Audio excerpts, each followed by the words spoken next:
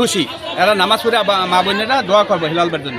আর আমরা এরকম একজন লোক চাই, আমরা শোক চাই, হ্যাঁ, যাতে আমরা একটু যাতে একটু আমরা সহায়তা আছি এর দিকে।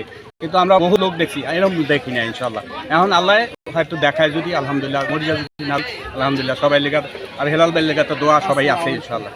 ঠিক আছে, আমরা উদার মনের লোক, আমরা এরকম সৎ লোকেই চাই। হ্যাঁ সহায়তায় আমরা একটু এই উপকৃত হইব, এরপরে নদী আমরা এলাকাবাসী একটু হইব আর কি।